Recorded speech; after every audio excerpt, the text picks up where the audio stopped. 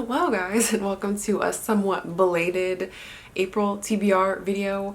I am excited to share with you guys my ambitious reading plans for the month of April, and I'm actually recording this already a week into April, so I already know everything I plan to read this month is probably not going to all get read, but that's okay. I'm still going to share it with you guys anyway. For the month of April, I have some books that I want to get to from my bookshelf tour video. I have some new releases I want to get to, and then I also have a few books from last month that I am going to be rolling over into April. So yeah, like I said, very ambitious. The first two I'm going to show you guys were rollovers from the month of March, and I had about like 50 pages left, or yeah, I think it was around 50 pages left of Worn, A People's History of Clothing by Sophie Thanhauser. So I finished this book in the first week of April. I'll give you guys my thoughts about it in my wrap up for April, but this one is like it says in the title, A People's History of Clothing. And then we have George R.R. Martin's A Knight of the Seven Kingdoms, which this book I don't think was even on my March TBR. It's just something I picked up when I was mood reading and I really enjoyed. I'm not gonna give a review because that's not the point of this, but yes, I did finish this also in the first week of April. As for the rest of the carryovers from March, I didn't really make any progress on my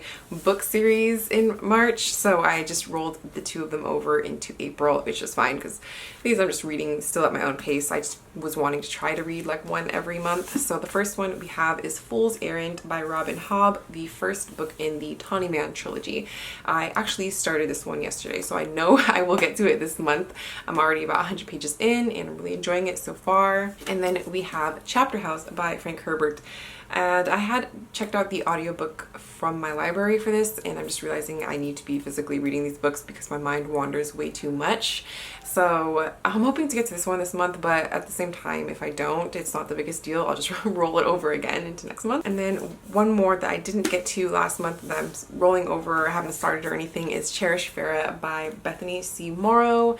I really want to get to this new release as soon as possible and be able to talk to you guys about it when I go to talk about all the new releases this year that I've read. So this month, this one is going to hopefully be read as well. And I'm not really going too much into the descriptions of those books since I already kind of talked about them in previous TBR videos. And so then we have 4 books that I've picked that were from that bookshelf behind me. I will leave a link down below to that shelf's tour if you guys are interested. It's the one that has the most of my red and orange books on it. So there's 4 on there that I chose. So I'm going to try and get to this month. The first one is Men We Reaped by Jasmine Ward. This is her memoir. She is the author of Salvage the Bones and Sing Unburied Sing. I really enjoyed Salvage the Bones, and that book is what led me to want to continue to pick up more stuff from her. This one is nonfiction. I actually have the audiobook checked out from my library for this right now, and I'm enjoying it so far, but I think that I kind of want to switch over to reading the physical book because I want to make sure I'm getting the most out of it and my mind isn't wandering or anything. And we have The Women of Brewster Place, a novel in 7 stories by Gloria Naylor. This is her first novel, and it's telling the story of 7 different women living in Brewster Place, which is a bleak inner city sanctuary, and we're following the stories of these Black women in America. It is a modern classic and one I am definitely excited to get to. Then we have next a very beautiful book, and that is The Mercies by Karen Millwood Hargrave. This one I believe is a historical fiction book. Yeah, it takes place in 1617 and it takes place on the sea around the remote Norwegian island of Vardo. I haven't really heard anybody's opinions on reading this book, or at least not around here on BookTube to the people that I subscribe to, so I am very interested to see if I like this one or not. I'm really hoping I do because it's such a beautiful book. I would love to keep it on my shelves even after I read it. And lastly, another beautiful book we have is Love in the Time of Cholera by Gabriel Garcia Marquez, illustrated by Luisa Rivera. I haven't read anything from this author before, and this will be my first time experiencing his writing. I hope I do enjoy it. This book does have some full color illustrations inside. Let me see if I can find one to show you guys.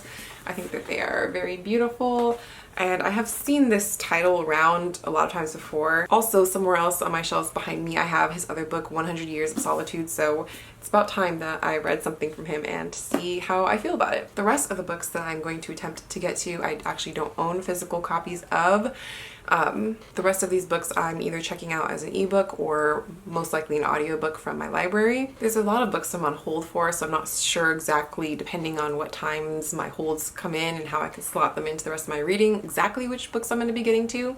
But I do have a couple that I know for sure I will. So Memphis by Tara M. Stringfellow, I just checked out the ebook and the audiobook from my library. I've listened to about the first half hour of the book so far and I am enjoying it. In this debut novel, we're following 3 generations of a Southern Black family and one daughter's discovery that she has the power to change her family's legacy.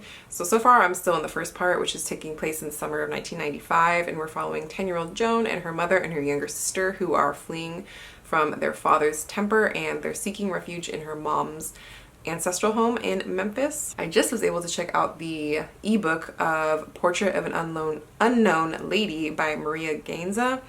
This one came out last month. It's actually pretty short, so I feel like I'll be able to easily fit this one in. This one takes place in the Buenos Aires art world, and we're following a master forger who has achieved legendary status. Another short one, okay, I actually finished this one. I'm not going to give my review on it right now. I'm just going to let you guys know, is Sea of Tranquility by Emily St. John Mandel.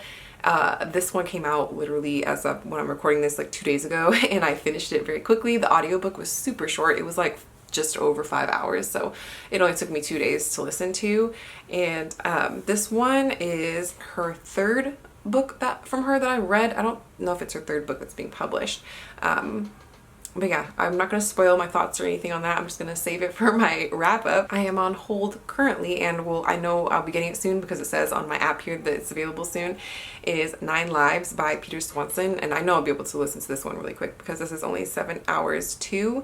I actually didn't read 8 Perfect Murders by him. I know a lot of people did when that one came out because I heard it spoils a lot of plot twists in other books, and some of the ones that were mentioned I hadn't read yet, so I didn't want to be spoiled. But this one is all about these 9 strangers whose names are all on a list, and then they one by one start dying off, and they're trying to figure this out. And I think we're also following like an FBI agent who is on the case, so hopefully I should be getting that book any day now, and I know that that one I'll be able to easily get to this month. I'm gonna leave the books that I'm planning on reading there. There are a few other ones I'm hoping to get as they come out, depending on how quickly my library gets them, because they are new releases, and how far down I am on the waiting list. Those are my, like I said, very ambitious April TBR plans. Let me know if you guys have read any of these books or what you're planning on reading in the month of April, and we can talk about it down below.